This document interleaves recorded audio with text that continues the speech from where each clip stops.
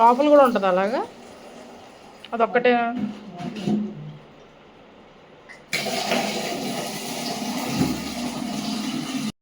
Service ఛార్జెస్కి డబ్బులు పెడతాక ఆలోచిస్తాం కానీ మనకంత హెయిర్ ఫాల్ అవుతుంటే మాత్రం హెయిర్ ఫాల్ అవ్వకుండా షాంపూలు, ఆ క్రీములు, ఈ జెల్లులు, ఈ సిరములు కొంటాం అవసరమా మనకు అసలు?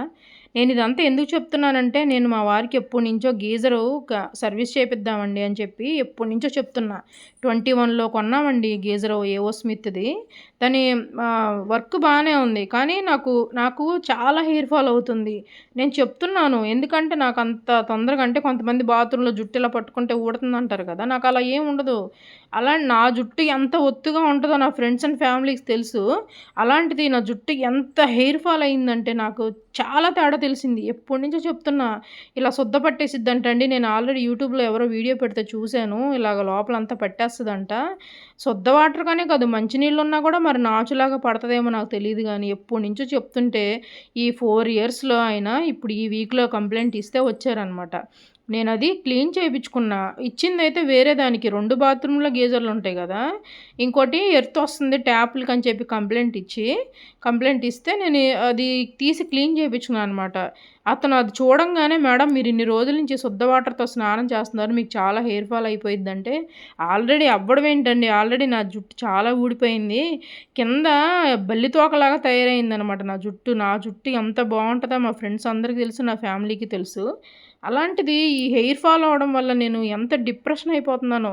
మనం ఇలాంటి సర్వీస్ ఛార్జెస్కి పెట్టుకునే డబ్బులు పెట్టుకోకుండా ఆ షాంపూలు, ఈ షాంపూలు అని వాడతాం. నేను అలాంటివి ఏం వాడనండి. పెద్ద పెద్ద షాంపూలు అయితే నేనేం వాడను. నేను వాడేది క్లినిక్ ప్లస్సో, లేకపోతే ఇందులేకనో, లేకపోతే హెడ్ అండ్ షోల్డర్స్ వాడతాను, లేకపోతే కుంకుడుకాయలతో చేస్తాను. కానీ నేనైతే పెద్ద పెద్ద డబ్బాలు అయితే నేనేం కొన్న. వాటి వల్ల ప్రయోజనం ఉండదు, ఎప్పుడు కూడా పైనుంచి ప్రయోజనం ఉండదు, లోపల నుంచి కదా.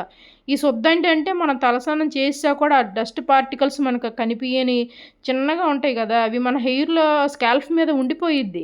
ఆ శుద్ధ అనేది మన జుట్టుని ఫ్రీజ్ చేసేసిద్ది కదా, అలాగే హెయిర్ ఫాల్ అయిపోయిద్ది. నేను చెప్పింది కరెక్టేనా? నేనైతే అదే అనుకుంటున్నా. ఈ శుద్ధ మనం ఎంత స్నానం చేసినా కనిపించని సన్న పొడి లాంటిది ఉంటుంది కదా, అది మన స్కాల్ఫ్ మీద ఉండిపోయి మన జుట్టుని ఫ్రీజ్ చేసేసి ఎంటుకు ఊడిపోయేటట్టు చేస్తుంది కదా. మనం ఎంత పైకి ఎంత వాడినా కూడా లోపల నుంచి తినే పోషకాల వల్ల హెయిర్ ఇదవుద్ది, కానీ ఎవరికైనా బాలింతల టైంలో ఊడిపోయిద్ది అంటారు హెయిర్ ఫాల్. నాకైతే అసలు నాకు బాలింతల టైంలో కూడా నాకు అసలు హెయిర్ ఫాల్ అవ్వలేదు. అలాంటిది ఇక్కడికి వచ్చిన ఈ 5 ఇయర్స్లో నాకెంత హెయిర్ ఫాల్ అయిందో, నేను ఎంత డిప్రెషన్లోకి వెళ్ళానో నాకే తెలుసు అసలు. చాలామందికి జుట్టు అంటే ప్రాణంగా ఉంటాం కదా, అందులో నేను కూడా నెంబర్ 1 అండి. నాకు అంత ఇష్టం నా జుట్టు అంటే. చాలా బాగుంటుంది నాది, నల్లగా, లావుగా, పొడుగ్గా నా జుట్టు చాలా బాగుండేది. ఈ 5 ఇయర్స్లో ఈ హెయిర్ ఫాల్ వల్ల ఎప్పుడు చివళ్ళు కట్ చేయిందాన్ని నేను, అలాంటిది చివళ్ళు జాన కట్ చేసుకున్నాను. అంటే అది మరీ బల్లి తోకలాగా చిరాగ్గా ఉందనమాట. ఎంత హెయిర్ ఫాల్ అయిందో నాకు తెలిసి. మీరు కూడా ఇది ఒక అవేర్నెస్ అనుకోండి, ఏమనుకోండి. ఇదిగోండి, ఇది చిన్నది ఇన్స్టెంట్ 3 మినిట్స్ గీజర్ ఉంటుంది కదా, ఇదనమాట అది.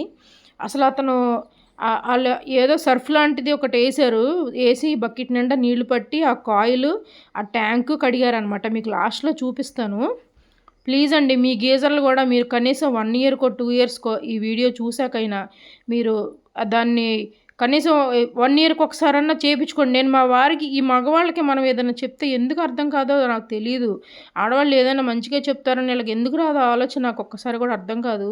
ఏదైనా చెప్తే వినరు, ఏదో పెద్ద మీకే తెలిసినట్టు మాట్లాడతారని అంటారు. కానీ అది చూడండి, అసలు ఆ శుద్ధ చూడండి, అసలు శుద్ధ చూస్తుంటే మీకు ఏమనిపిస్తుంది?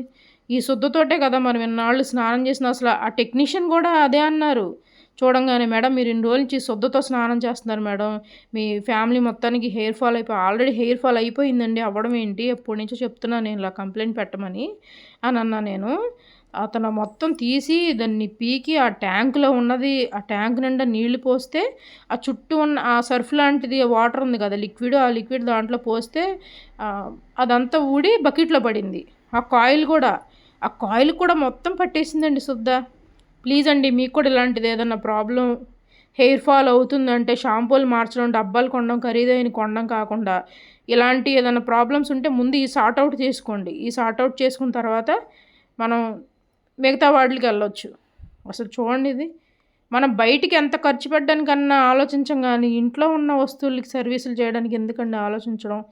వీళ్ళకి కుదరక ఎప్పటినుంచో కంప్లెయింట్ పెట్టండి అంటే ఇదిగోండి ఇప్పుడు పెట్టారు చూడండి. అతను మొత్తం తీసి క్లీన్ చేస్తున్నారు ఆ ట్యాంక్. అదిగోండి ఆ బ్లాక్ ట్యాంక్లో వచ్చింది సగం. లాస్ట్లో మీకు కాయిల్ కూడా చూపిస్తాను. కాయిల్కి కూడా ఎంత వచ్చిందంటే అసలు అంత వచ్చింది. ఆ ట్యాంక్ బ్లాక్ ట్యాంక్ ఉంది కదా, ఆ ట్యాంక్ నిండా వచ్చిందండి ఆ పౌడరు. అతను తీసి చూపించగానే నాకు ఆశ్చర్యం వేసింది. వామ్మో, ఇందులోనే ఇంత ఉంటే ఇంకా పెద్ద దాంట్లో ఇంకెంత ఉంటుందిరా బాబు అనిపించింది నాకైతే. లాస్ట్లో మీకు కాయిల్ కూడా చూపిస్తా. ప్లీజ్ అండి, ఇది అవేర్నెస్ వీడియో అనుకోండి, ఏమన్నా అనుకోండి, కానీ ఇలాంటి ప్రాబ్లం ఉంటే ఫస్ట్ ఇవి క్లియర్ చేసేసుకోండి. కూడా ఉంటుంది అలాగా.